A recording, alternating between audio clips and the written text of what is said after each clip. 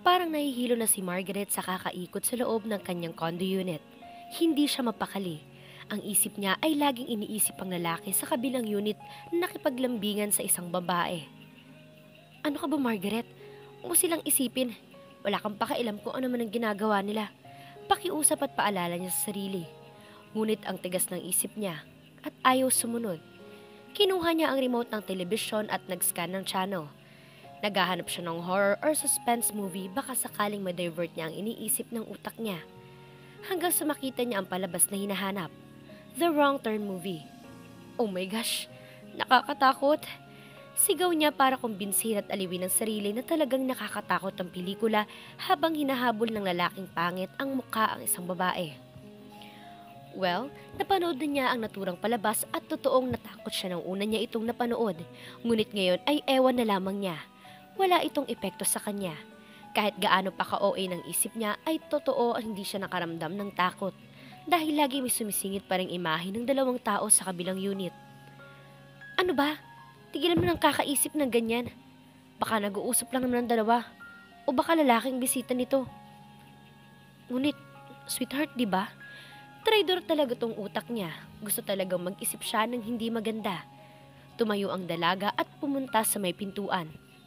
Masilip nga, baka matsyempohan niyang papalabas ng kwarto. Dahan-dahan niyang binuksan ang pintuan at pasimpleng sumilip sa labas, ngunit wala ni isang tao siyang nakita.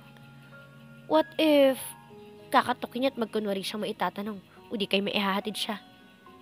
Hindi kaya halata ang gagawin ko? Kainis. Nahihibang na yata siya.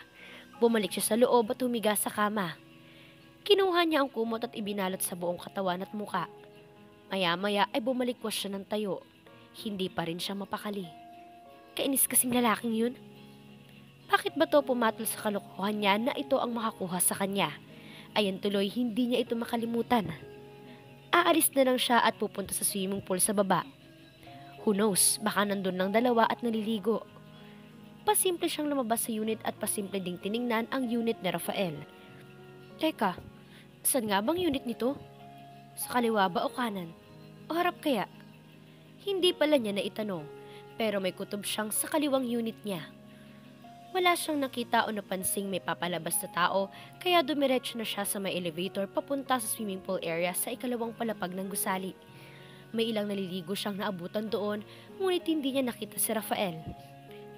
Kainis. Siguradong nasa loob lang to ng unit nito ngayon.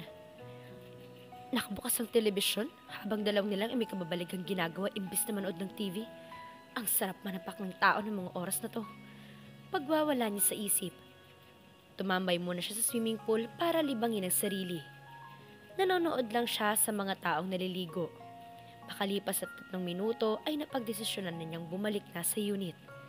Magkukulong na lang siya doon at kakain ng mga pagkain niya. Pagkabukas ng elevator sa palapag ng kanyang unit, ay lumabas agad siya at naglakad sa aisle. Nang malapit na siya sa kanyang unit ay sakto namang bumukas ang unit na katapat ng unit niya at lumabas ang isang matangkad, may baling kinitang katawan, nakasuot ng magandang damit na hapit sa katawan at may napakagandang mukha na babae. Sana hindi iyon unit ni Rafael. Tahimik yung dalangin. Ngunit halos maningkit ang kanyang mga mata nang makitang sumunod na lumabas ng pintuan ay si Rafael. Tinapunan niya uli ito ng tingin ng babae. Ang ganda pa rin ito. Wala talaga siyang binatbat. Walang-wala ang beauty niya sa kalingkingan nito. Makakasalubong niya ang dalawa. Hindi niya maiwasang mapadako ang tingin sa kamay ni Rafael na iniakbay sa balikat ng babae habang nag-uusap ang dalawa. Wala siyang maintindihan sa usapan nito dahil nakapokus sa mga mata niya sa kamay nitong nakaakbay. Nagkasalubong ang mga mata nila ng binata ngunit hindi man lang siya binati nito. Wala lang, dinedma lang siya as if hindi siya kilala nito. Siya naman ay diretsyong binuksan ng pintuan ng kanyang unit at hindi na nilingon ng mga ito. Nagdurugo ang puso niya kahit hindi naman dapat. Gusto niyang magsisigaw at umiyak. Binuksan niya ang TV at naghahanap na naman ng horror na palabas ngunit wala siyang makita. May nakita siyang Jackie Chan movie. Iyon na lang ang panonoorin niya. Mas nilakasan pa niya ang volume at pagkatapos ay ipinatong ang remote sa ibabaw ng mesa. Tumayo naman siya at nag-init ng tubig pagkatapos ay ibibuhos sa malaking cup noodles. Hindi niya sinunod ang utos ni Rafael na itapon iyon. Nang pwede na kainin, ay kinain na niya ang noodles habang nanonood ng movie. Kinanahan siyang higupin ng mainit at maanghang na sabaw ng noodles dahil tila gamot ito na nasasaktan niyang puso. Titig na titig si Margaret sa bida habang nakikipagkaratihan sa mga kalaban. Iniisip niya siya si Jackie Chan tapos si Rafael yung lalaking binubugbog ng sipan Jackie. Napatuyo tuloy siya at inunday ng sipa ang hangin habang hawak ang cup noodles sa isang kamay at isang kamay ay hawak ang tinador na nakasubo ng noodles sa bibig. Caught in the act, iyon ang naisip niya nang biglang bumukas ang pintuan ng unit niya at pumasok si Rafael na nangunot ang noo sa nasaksihan. Aba, hindi porke ikaw may-ari ng bahay nito, basta-basta ka nalang pumapasok, Mr. Montemayor. Hindi ka ba marunong kumatok? Hindi niya maitago ang inis na nararamdaman sa lalaki. Inis dahil una may bisita itong babae na siguradong naglambingan ng dalawa dahil ano namang gagawin ng dalawang iyon sa kwarto nito. Ikalawa ay basta-basta nalang pumasok ng kwarto ng may kwarto. Nawawalan siya ng privacy at ang ikatlo ay nahuli siyang parang luka-lukang itsura. Nakakahiya kaya. Miss Cruz, kanina pa ako katok ng katok walang nagbukas. Kaya pala. Sagot nito ng pabitin na salita na parang gustong matawa ngunit pilit itinago. Anong kaya pala? Palusot ka pa? Ano bang kailangan mo? Angil na tanong niya rito. Magtatanong lang sana ako kung bakit mo pa rin kinakain ng noodles na yan. Di ba napag-usapan na natin to? Balik tinong nito sa seryosong anyo. Wala akong pakialam at wala akong pakialam. Pabalang na sagot niya at binilisang kainin ng noodles hanggang sa maubos. Hindi naman siya pinigilan ni Rafael at pinanood lang siya sa kanyang ginagawa. Don? Tanong nito nang maubos niya ang noodles. Medyo napahiya naman siya sa ginagawa.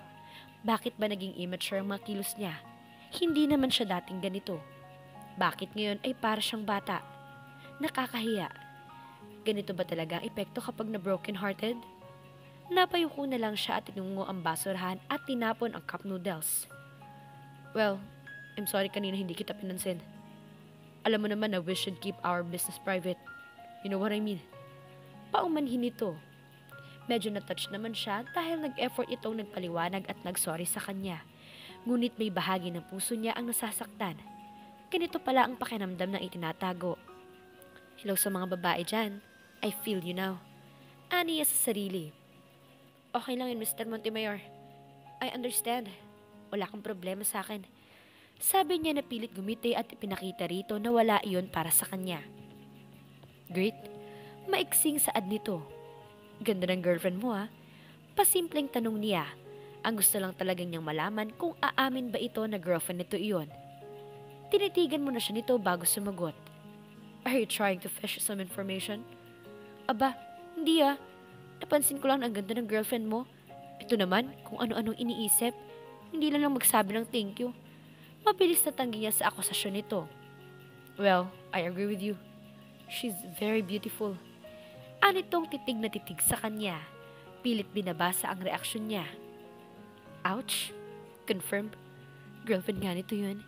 Hindi na siya sumagot. Wala kasing pangit sa lahi namin. Dagdag pa nito na ikinatingin niya rito na may nagtataka. Pinsan ko yun. Pagkumpirma nito habang mataman siyang tinitigan. Parang gusto niyang tumalon. Pero syempre hindi niya gagawin yon. Okay. Wala ka na bang gagawin dito? Pwede ka na bumalik sa unit mo. Pagtataboy niya sa binata. Wala naman akong gagawin doon. Dito na muna ako manonood ng TV. Paborito ko kaya yan si Jackie Chan. Sagot nito at umupo na sa living room. Bahala ka. Sabi na lang niya at pumasok sa banyo. Binuksan ng gripo habang tinakpan ang bibig niya ng kamay niya. At doon siya tahimik na nagtitili sa saya. Tinatamad na bumangon si Margaret sa higaan. Halos buong araw na siyang nakahilata sa kama at wala siyang ganang kumilos. Kung hindi pa talaga siya nakaramdam ng sobrang gutom, ay hindi talaga siya babangon. Dumiretso siya sa kusina at kumuha ng mansanas at agad na kinagad iyon. Naubos agad niya ang isang buong mansanas, ngunit hindi pa rin naibsan ang nararamdaman niyang gutom, kaya kumuha siya ng tinapay at kinain habang nagluluto ng itlog sa kawali. 3 itlog ang niluto niya. May kanin pa naman siyang tira kagabi at hindi pa naman napanis. Nang maluto ang itlog ay sinunod naman niyang ginisa ang kanin. Nang matapos ay nilagay niya sa plato at inumpisahang kainin iyon, ngunit nakailang subo pa lang siya ay nawala na siya ng ganang kumain. Pinakiramdaman niya ang sarili. Hindi kaya ay buntis siya? Tumayo siya at kinuha ang cellphone at nakapatong sa lamesita sa tabi ng kama niya. Na-research niya ang mga sintomas ng isang buntis. Maraming lumabas na early pregnancy signs at halos lahat ng naramdaman niya ngayon ay sintomas ng isang babaeng buntis. Bigla siyang nakaramdam ng pagkabog ng kanyang puso. Bigla isang na-excite na pakiramdam ang hindi niya inaasahang maramdaman ngayon. Isang araw ng delayed daw menstruation niya kaya malakas ang pakiramdam niyang buntis siya. Gusto niya niyang lumabas at pumili ng pregnancy test pero parang sobrang aga pa para mag-PT. Siguro maghintay muna siya ng 2 o 3 araw pa saka siya mag-PT. Hinaplos na ang tiyan at pinakiramdaman. Nanigas iyon na parang may kabag siya pero ganon daw talaga ang buntis kaya excited na siyang makonfirm iyon. Napalingon siya sa may pintuan nang makarinig siya ng katok. Biglang parang gusto niyang takbuhin ang pintuan at salubungin si Rafael ng yakap at sabihing buntis siya at inaasahan niya na yayakapin din siya nito ng bigpit sa sobrang saya na parang totoong nagmamahalan. Ngunit syempre, hindi mangyayari iyong imahinasyon niya. They are not lovers and they'll never be. Isa pa, halos 2 linggo na itong hindi nagpapakita sa kanya. Hindi man lang nagpaalam kung saan pupunta. Well, sino ba naman siya para magpaalam ito? Kung hindi dahil sa pinag-stalk niya sa Instagram nito, ay hindi pa niya malalaman na pumunta ito ng Hong Kong for business. Buti na lang mahilig itong mag-post ngayon, at least may idea siya kung saan ito. Kahit paano ay naiibsa ng pagkamis niya rito, ngunit hindi pa rin niya maiwasang makaramdam ng inis sa lalaki. Ganon na ba siya kawalang kahalaga talaga para hindi man lang magsabi na mawawala ito ng 2 linggo? Napabuntong hininga si Margaret ng malalim at bumalik sa mesa at inumpisahang kainin ang pagkaing naiwan. Bahala na ang lalaking yun. Hindi niya pagbubuksan. Naiinis siyang talaga. Ngunit hindi nagtagal ay bumukas ang pintuan. Siyempre alam nito kung paano buksan ang unit niya. Pagkapasok nito ay nakita agad siyang kumakain. Lumapit ito sa kanya at tumayo lang sa harapan niya kaya napatingala siya rito. Hindi niya mabasa ang isip nito habang nakipagtitigan sa kanya. Bigla tuloy siyang nakaramdam ng kakaibang pagkabog ng puso niya. Hindi niya maintindihan ang sarili dahil parang gusto niyang lumayo at lapitan ito at yakapin ng sobrang higpit. Yes, naiinis siya rito dahil walang araw na hindi niya ito na-miss at naiinis siya dahil hindi niya ito nakita. Dahil hindi ito nagpakita sa kanya. Sino ba naman siya para magdemand rito ng time? Una siyang nagbawi ng tingin at itinuon sa pagkain ng mata. Nakarinig naman siya ng malakas na buntong hininga mula rito. Ngunit hindi niya ito tiningnan. Bakit itlog lang inuulam mo? It's dinner. You should have a nice dinner. Sa wakas nagsilita rin ito sa pagalit na boses. Lumakad ito palapit sa refrigerator at binuksan iyon. What the? Margaret Cruz, 2 weeks ako nawala at ni isang gulay ay hindi mo naluto. At ang ka rin nandito pa. Ano bang kinakain mo all these weeks? Noodles? Halos mabingi yata si Margaret sa boses ni Rafael. Hindi naman iyon sumigaw pero ang bawat bagsak ng salita nito ay parang nakakasira ng eardrum. Hindi tuloy siya nakapagsalita. Ano bang irarason niya? Kahit siguro pagagalitan pa rin siya nito. Lumapit ito sa kanya at halos ilapit ang mukha nito sa mukha niya para masigurong titingin siya sa mga mata nito. Ano? Magsasalita ka ba o I will zip your lips completely? Tanong at banta nito habang nakatitig sa mata niya at bumaba ang tingin nito sa labi niya na parang biglang nanginig. Mukhang alam na niya ang ibig sabihin ng banta nito. Napaatras siya bigla. Oo, magsasalita na ako. Hindi ako mahilig sa gulay kasi hindi ako marunong magluto. Maniwala ka. Halos magkanda-utal ng sabi niya. Ito naman kasi ayaw hiwalayan ng titig ang labi niya.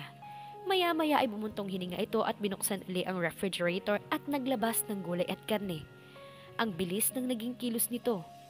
Para itong chef sa isang restaurant kung kumilos. Aba, mukhang may talent. Bigla nang nakalimutan ang pagkain sa mesa dahil naaliw siyang panoorin ng gwapong chef sa kanyang kusina. Ano yung niluluto mo? Hindi siya nakatiis at nagtanong na siya. Pork sinigang. Paborito mo to, diba? Mabilis na sagot nito. Paano mo nalaman? Nagtaka siya kung paano nalaman nito na paborito niya ang sinigang. Never naman niyang nabanggit iyon sa lalaki. And yes, paborito talaga niya yun, lalo na kung ang ina niya ang nagluluto.